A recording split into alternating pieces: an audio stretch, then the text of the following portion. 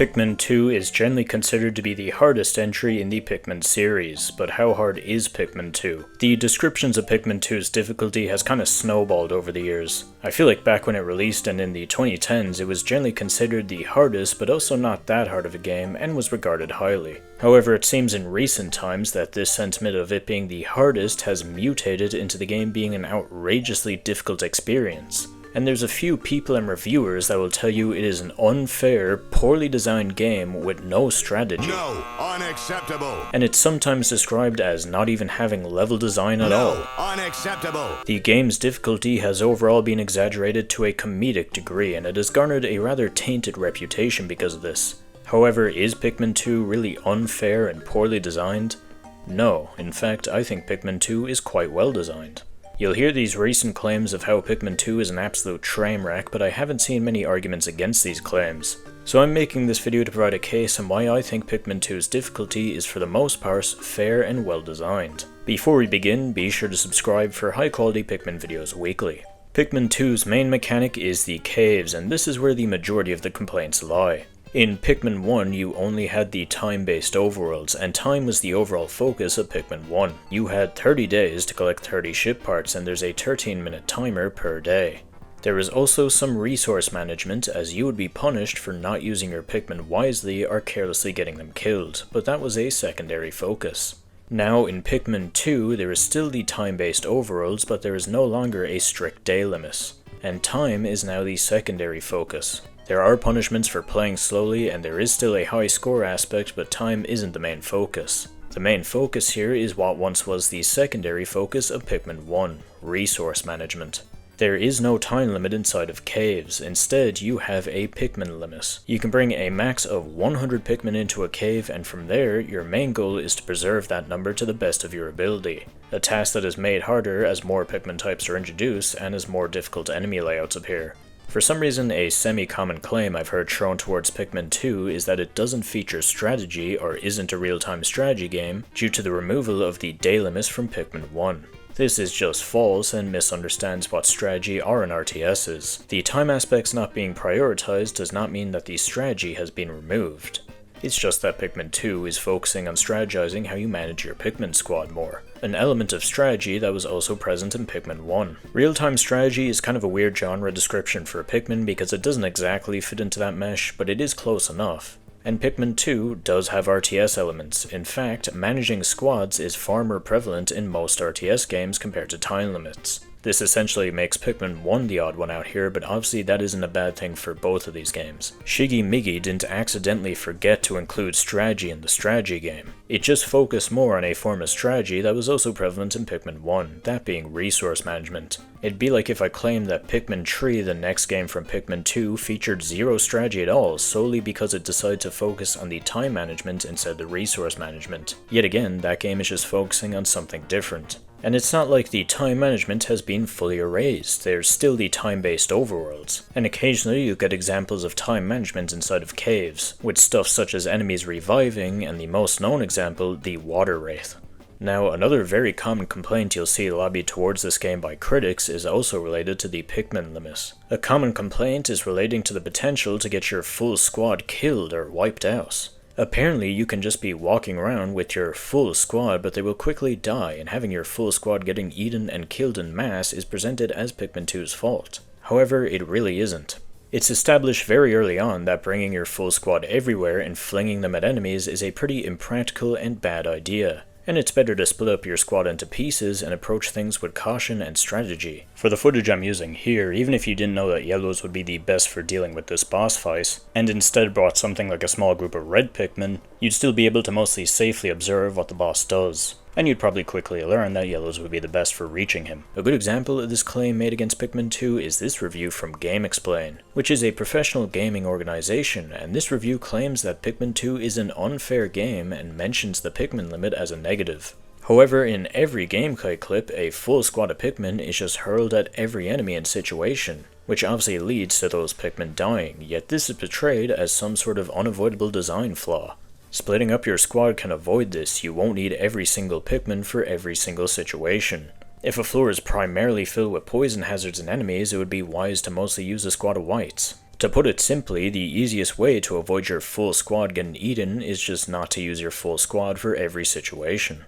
The game punishing you for non-strategic use of your squad is not a bad thing. While it is okay to make these mistakes, especially on your first time playing, you should learn from them, and it isn't the game's fault. This is also how it is in Pikmin 1, full squads will die easier, and similarly to how if you fling a full squad of Pikmin onto enemies while on caves, if you just use a full squad of Pikmin for every obstacle and never split them up to do several things at once, you will waste a lot of time, and that isn't Pikmin 1's fault either. Just like Pikmin 2, you're expected to learn to split your Pikmin up. This isn't a hidden technique only known to the Pikmin gods who spend 24 hours a day speedrunning the Dream Den. On my first actual proper playthrough of Pikmin 2, which was also my first playthrough of any actual Pikmin game, I was able to figure this out rather quickly, mainly due to me getting punished for bringing my full squad everywhere early in the game. There's also the fact that Pikmin 2 has 2 captains now, and while Pikmin 2 doesn't get to benefit from the refinements made to the multi-captain system in Pikmin 3, the 2 captains here are very useful, especially in these caves. The most obvious example is that you can have a second captain safeguard the Pikmin, and it also helps with surveilling the Pikmin as well. And these 2 captains make splitting up your squad very easy. Pikmin 2 is a strategy game, not an action game. You can't just breeze through it willy-nilly. Switching from a time management focus to a resource management focus has allowed for several aspects from the first game to be fleshed out. The most obvious one of these is the enemies. Pikmin 1 had a small pool of enemies and was restricted to only being able to use them in the limited pool of overworld areas. Enemies weren't used poorly in Pikmin 1, in fact they were used very well, but with Pikmin 2's focus on the caves, there are now countless opportunities to flesh out every enemy and introduce new ones. Pikmin 2 has a very good formula. It will introduce an enemy in a relatively low hazard scenario, and once you are adjusted and know how that enemy behaves, it will begin to use them in more precarious situations throughout the game, and synergize them with other enemies for challenging yet fun situations. Every enemy has a purpose, every enemy fulfills a niche, and there's a lot of depth here, yet you are given the chances to learn how these enemies behave and are rewarded for utilizing your knowledge of these enemies effectively. This could only go so far in Pikmin 1 and Pikmin 3 due to the more limited content of the overworlds, but in Pikmin 2, due to the focus on this resource management style of gameplay, there is plenty of room to set up fun scenarios with the enemies. And it never really feels mindless, there is always a strategy to how you handle these groups of enemies. For a good look at how enemies are effectively utilized in Pikmin 2, we'll compare how certain enemies are utilized in Pikmin 2 versus its spiritual successor that also contains caves, Pikmin 4.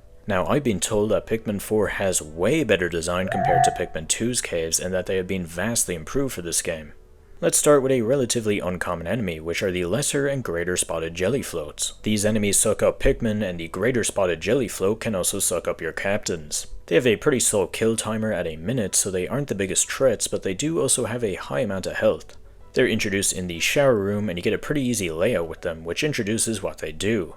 Throughout the cave, they are used more and more in increasingly more dangerous scenarios. Then later in the game, we see them again in the boss arena of the Hole of Heroes. You want to clear them up beforehand, but if you forget to do this or trigger the boss accidentally, you'll have to quickly change plans and deal with them while avoiding the boss.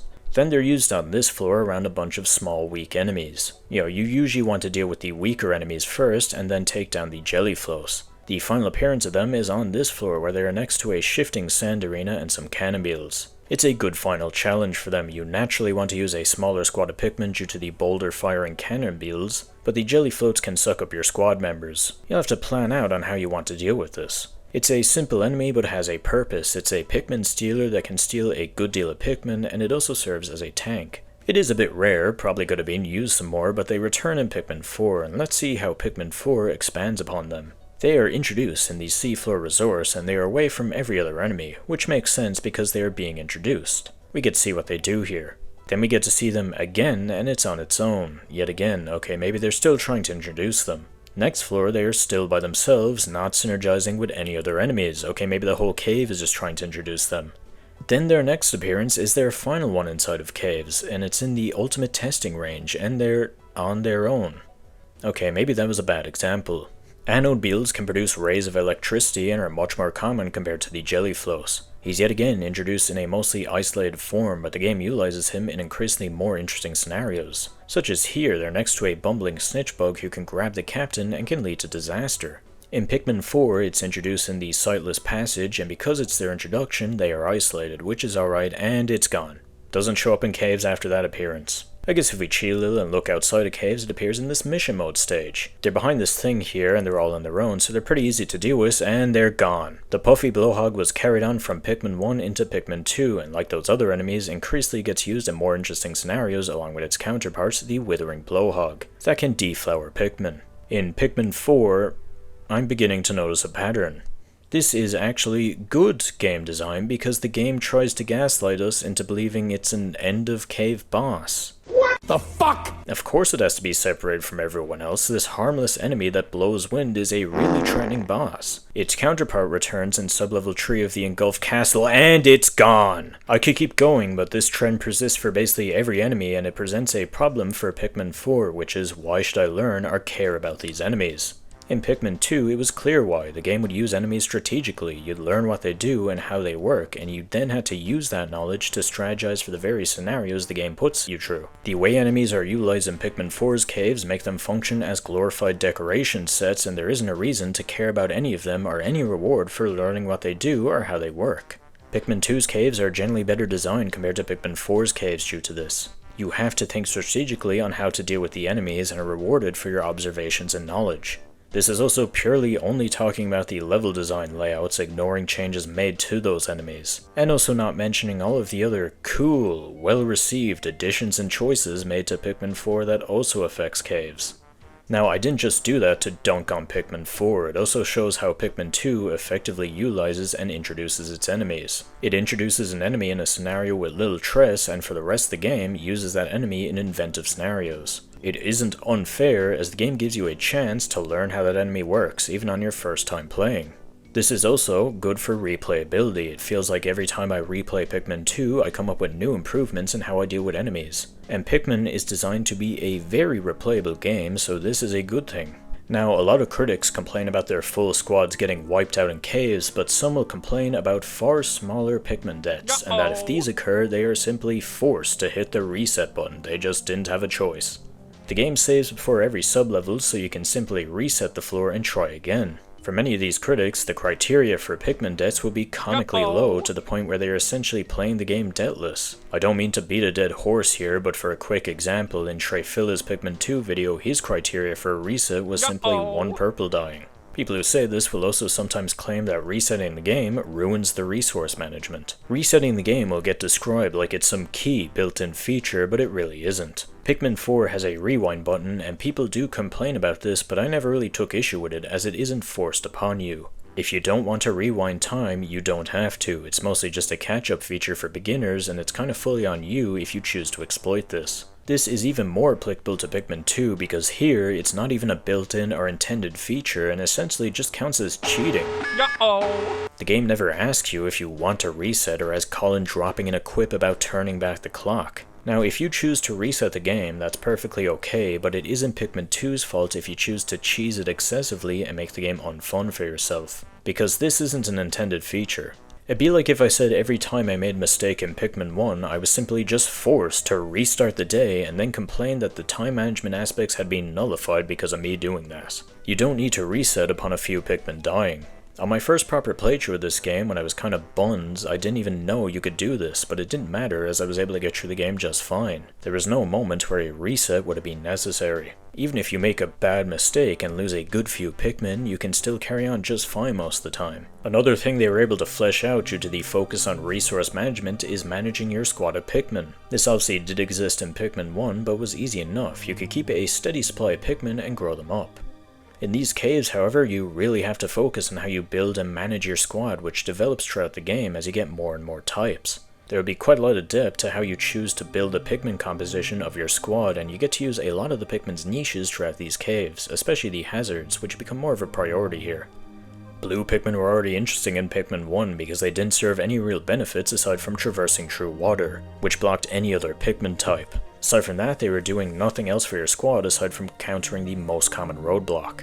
Planning out your squad and trying to decide how many blues you should bring was a fun dynamic and turned what would be merely a lock and key Pikmin into a fun thing you had to strategize around. And this is fleshed out even more with the focus on resource management in Pikmin 2. You'd want to bring blues to do with the water sections and caves, but they have no other uses aside from that. So it becomes this fun balancing act of figuring out how many blues should be brought into a cave. If you bring a lot of blues, the water floors probably won't be that much of an issue, but you'll also be losing out on bringing more of more useful types. However, the less blues you bring, the more difficulty water sublevels become, and there's a higher chance you could be roadblocked. Speaking of hazards, one of these hazards is electricity, and this is notable in this game because if a non-yellow Pikmin touches it, it will result in an instant kill. Most hazards will let Pikmin run around for a few seconds before dying, but this one is instant. That might sound very unfair, and many people critique it on the basis that it is, but it really isn't.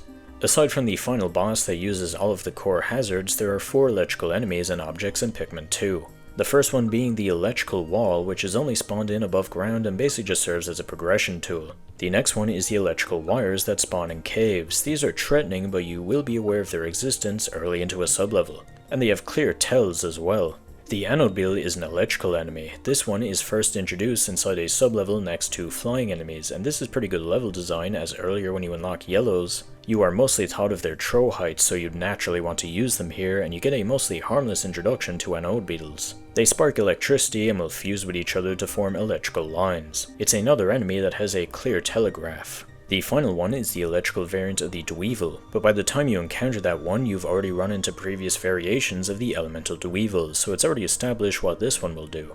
Electricity is used in a fair way that you can plan around and is always communicated clearly. It is a very threatening hazard, but that does not make it inherently unfair. In fact, I'd say it actually elevates the game. Scenarios can be created where you may only want to use yellows to deal with a section, as there is a large quantity of electricity, or you could try be risky and not use just yellows, as other Pikmin may be able to deal with the enemies faster, including the electrical ones, as they aren't strictly necessary to be dealt with by yellows. But this can run a large risk with a potential for a higher reward. Electricity being so dangerous creates interesting scenarios and tension that wouldn't exist if it was less threatening, along with making yellow Pikmin something you want to bring with you into caves. In future games, electricity has been severely nerfed. In Pikmin 3 it is harmless, and in Pikmin 4 it kills after 5 seconds. Suddenly, yellow Pikmin are generally considered pretty useless in those games. Another good example of why electricity should be insta-kill is in the Glutton's Kitchen. This is mostly an electric-centered cave, and the main gimmick here are the bread bugs. And it's very quickly established that purple Pikmin are the natural counters to bread bugs, as they can easily outweigh the treasures the bread bugs are trying to carry. However, in the final floor, not only is there a barrage of bread bugs, there is also electricity everywhere. And due to the sheer quantity of items here, you'd clearly want to use purples to try and stop the bread bugs. But the amount of electricity here makes that difficult. Even if you somehow didn't bring purples into the cave, the game gives you some the floor before, so this dynamic can always exist. An actually unfair usage of electricity would be if you went into a mostly water sublevel, attacked a random fish enemy with blues, but then he just flashed yellow and insta-killed them with electricity. That wouldn't be fair, because how the fuck were you meant to know he was gonna do this? This doesn't happen in Pikmin 2, however, and you are shown electrical hazards before you have to deal with them, and can easily strategize ahead of time. Traps are also something that gets a lot of grief. The 2 traps that get criticized the most are bomb rocks and boulders. When the bomb rocks timer runs out, it will blow up, and explosions are another insta-kill. Boulders produce a shadow and a falling noise before dropping and crushing any Pikmin underneath the shadow. This is another thing that might seem unfair, and many critics will state that bomb rocks and boulders falling from the sky occurs randomly, implying that the game just starts chucking these at you with no rhyme or reason. Like the enemies, traps are established early on in a mostly threat-free scenario, aside from the traps themselves. From there, they are used in more precarious scenarios, and what many people fail to mention is that if traps are used, they are usually the central threat to that floor, and the rest of the contents of that floor will be more barren compared to others. Because of this, if a trap occurs on a floor, you will know it's going to be a persistent occurrence on this floor, and you will know early on. The game will also commonly throw in hints. There will be dud bomb rocks on the floor, or occasionally at the start of the cave, harmless enemies will fall from the sky. You can then plan around these traps, doing stuff like going through the floor with white Pikmin, as their quicker speed can easily avoid them. The game will set up scenarios such as these, where there's some falling boulders here, and it's ideal to swarm your squad around them to activate them. But you have to be careful while doing this, as there's orange bulborbs laying around, and it's established earlier in the game that they wake up much easier compared to the rest of the bulborbs. Now, I will admit not every trap is the best, especially some of the enemy ones that kinda come out of nowhere. However, the sloppier ones are the minority, and even then aren't that disastrous. Now, you might remember at the start of the video I mentioned people saying Pikmin 2 has no level design, and what was that all about?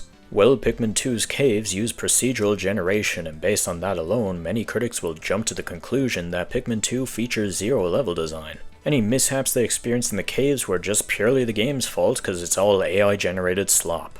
This is just a straight up lie. I saved this point to be one of the last because throughout the video I have shown several cases of level design within Pikmin 2. Pikmin 2 is not randomly generated garbage, and the procedural generation isn't very important in the grand scheme of things. The procedural generation will shuffle the rooms and halls around, and the enemies will be in slightly different locations. I say slightly because there are several parameters in the game that control where enemies will spawn, and the caves can be made to always put an enemy in the exact same position. No matter how many times you go in and out of a certain sublevel, the strategy, enemies, treasures, sublevel specific set pieces, all of that will remain the same. In fact, there are several sublevels that aren't random, they will always be the exact same every single time. Now, it's not always perfect, but it never usually results in major difficulties, and I can't recall any times I've been screwed over by a bad level generation. For the most part, the procedural generation is inoffensive and definitely does not mean Pikmin 2 has zero level design. Now obviously Pikmin 2 doesn't do everything perfectly. The most obvious example of this is the purple Pikmin. They are far too strong and there are barely any reasons not to use them over reds. They deal 2 times damage, can home in on enemies, have impact damage, and a 10% stun chance on most enemies, making them a bit too strong. However, I do think there are some good aspects about purples. They aren't immune to any threatening hazards, making them rather vulnerable, and they can also move slowly compared to every other Pikmin, especially if they have a leaf, so they can be easy pickings at times. For the newer games, they'll introduce a Pikmin that's broken in combat and whoops, it's required for 90% of the game. So it is nice that purples have little use outside of combat and carrying. It also allows for them to be filtered, mostly by water sublevels. They are also rare and hard to cultivate, and these factors create scenarios where I don't want to use them, where I think it would be ideal to use another Pikmin type to go through something. There's also the Doomsday apparatus, which aside from aura adds very little to the game aside from unnecessary grinding. It isn't the worst grinding, it'll take around 10 to 20 minutes to cultivate the amount of purples needed for us, but it's not really fun either. I don't think you need a big grindy treasure to drive home how rare purples are. I think having them just be rare in the first place is fine. Pikmin 251 is a mod of Pikmin 2 which creates basically a new Pikmin game, and there, purples are unlocked much later into the game. And while they are useful in combat, they aren't broken, and you still want to use red Pikmin there for consistent damage outputs. And they are very rare in that game, so there are a lot more cases where you wouldn't want to use them. If Pikmin 2 did something like this, which would only take a few tweaks to how purples are used, I wouldn't really take much issue with purples as a whole. Aside from that and a select few sublevels being stinkers, I think Pikmin 2 is a really well-designed game with fun levels that require strategic thinking. Pikmin 2 is a moderately difficult game. It is definitely harder than a good few games, especially Nintendo ones, but it isn't some demonic nightmare fest that will leave you in tears, which is how it's described nowadays. It's challenging but not ridiculously hard and isn't inaccessible to new players, as the game gives them ample time to learn the mechanics and how enemies operate. Pikmin 2 is not a game devoid of strategy just because it didn't focus as hard on the time aspects as Pikmin 1 did, and it didn't misunderstand what made Pikmin 1 work. It's taking elements present from Pikmin 1 and fleshing out on them for a new experience. It's not a betrayal of the formula, it's a twist on it. Anyways, that concludes my thoughts on Pikmin 2's difficulty. Let me know what you think about this in the comments section. Do you think Pikmin 2's difficulty is well designed? If you enjoyed this video, be sure to subscribe for high quality Pikmin videos weekly, or else every treasure in Pikmin 2 will be replaced with the Doomsday apparatus.